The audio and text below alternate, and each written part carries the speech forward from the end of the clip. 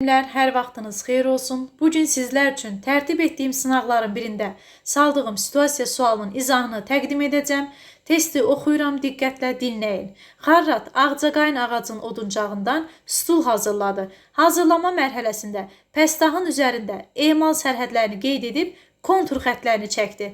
Pəstahın üzərində nişanladığı yerdən mişarladı. Sonra stulun detallarını birləşdirmədən öncə oturacağında və söykənəcəyində şerxeber rəndəsi ilə ilkin yonma əməliyyatı yerinə yetirdi. Beləliklə, işinin peşəkarı məqsəd yönlü fəaliyyəti zamanı yerinə yetirdiyi digər əməliyyatları da ayrıca kağıza yaxud jurnala ardıcıl qeyd etdi.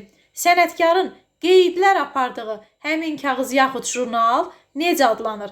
Variantlara baxmazdan öncə situasiyanın mahiyyətinə varacam. Deməli, öyrənmişdik Xarrat kim idi? Xarrat ustadır, peşəkardır, yəni insandır, ustadır. Hansı ustaya biz Xarrat demişdik? Deyirdik, oduncaqdan məmulatlar, əşyalar hazırlayan ustaya. Hansı ki, pəncərələrdir, çərçivələrdir, stendlərdir, fanellərin hazırlanmasıdır, mebellərin, qapıların, yəni oduncaqdan əşyaların, məmulatların hazırlanmasını yerinə yetirən xarratlardır. Testin sualına baxacam, deyir. Xarrat ağcaqayın ağacının oduncağından stul hazırladı. Hazırlama mərhələsində pəstahın üzərində emal sərhədlərini qeyd edib kontur xətlərini çəkdi. Müəllimlər, texnoloji əməliyyatlarımızın hansında açar məqam kimi emal sərhədlərini qeyd edib kontur xətlərini çəkmək var idi. Bəli, emal sərhədlərini qeyd etdi və kontur xətlərini çəkdi deyərkən nişanlama əməliyyatını yerinə yetirdi. Pəstahın üzərində nişanladığı yerdən mişarladı. Deməli, bayaq emal sərhədlərini qeyd etdi, kontur xətlərini çəkdi, nişanlama əməliyyatını yerinə yetirdi. Növbəti əməliyyata keçid etdi. Deyir ki, nişanladığı yerdən mişarladı. Bəli, mişarlama, yəni kəsmə əməliyyatını yerinə yetirdi. Sonra stulun deyir, detallarını şerxeber rəndəsi ilə ilkin yonma əməliyyatı apardı. Deməli, öyrənmişdik. Yonucu alətlərimizdən hansı kobud yonma, ilkin yonmanı yerinə yetirirdi? Şerxebeli öyrənmişdik və bugün də situasiyamızda deyir ki, detalların üzərində ilkin yonma əməliyyatı yerinə yetirdi. Situasiyada diqqət etsəz, yəni nişanlama əməliyyatı yerinə yetirdi. Növbəti texnoloji əməliyyat mişarlama əməliyyatı yerinə yetirdi. Növbəti texnoloji əməliyyat yonma əməliyyatını yerinə yetirdi.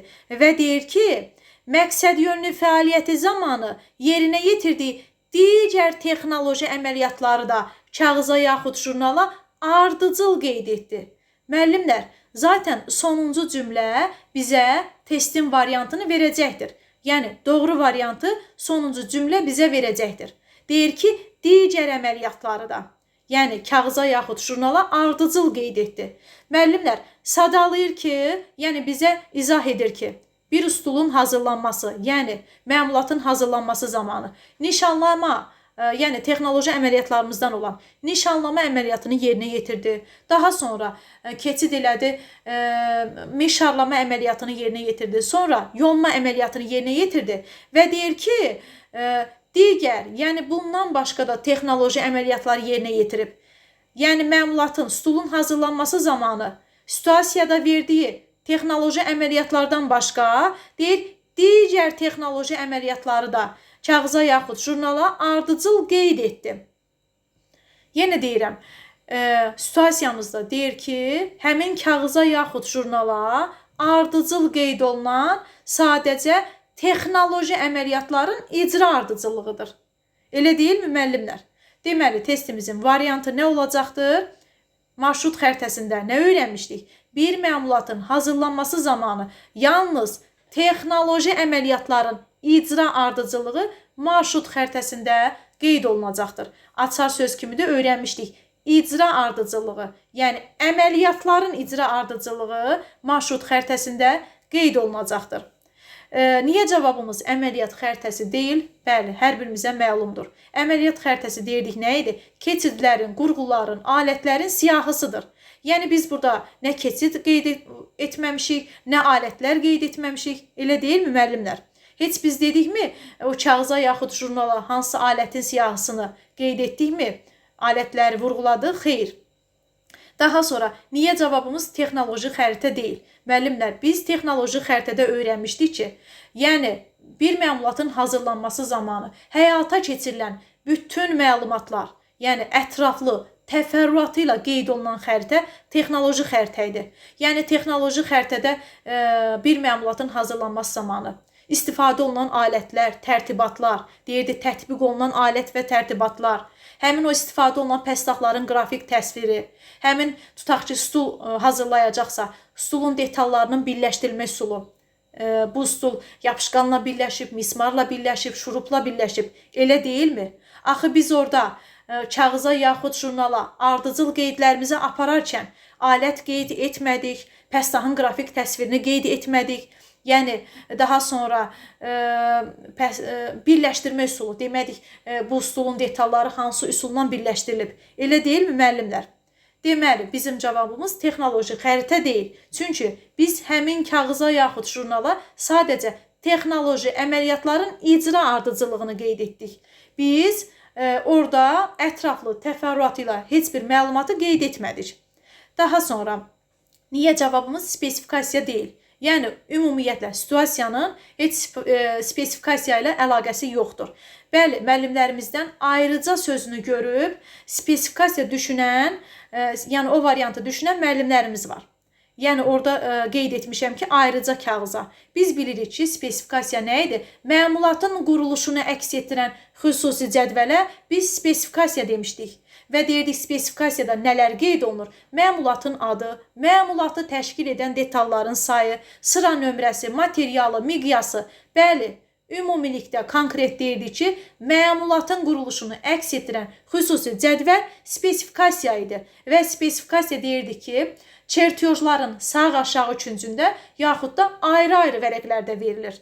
Müəllimlər, ayrı-ayrı vərəqlərdə siz burada ayrıca sözünü gedib ayrı-ayrı vərəqlərlə əlaqələndirib, doğru variant kimi spesifikasiya düşünmüsünüz. Situasiyanın spesifikasiya variantı ilə kəsinliklə əlaqəsi yoxdur. Niyə situasiyamızın cavabı quraşdırma sənədləri olmayacaqdır? Bəli, müəllimlər, cavabımız quraşdırma sənədləri olmayacaq. Niyə?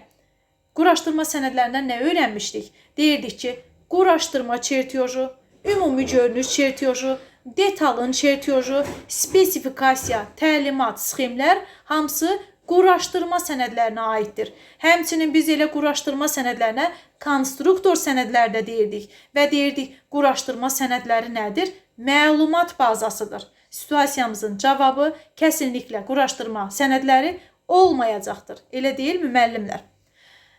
Belə müəllimlər, bizim situasiyanın cavabı C variantımız marşrut xəritəsi olacaqdır. İnşallah ki, izahım sizləri qane etmişdir. Hər biriniz üçün anlaşılan olmuşdur. Niyə testi belə qaça-qaça tələsik izah edirəm? Çünki məndə YouTube-a 8-9 dəqiqədən artıq yüklənmir. Çalışıram ki, tam olaraq məlumatı çatdırım, yönləndirə biləm sizlərə. Oldu müəllimlər, Allaha əmanət olun.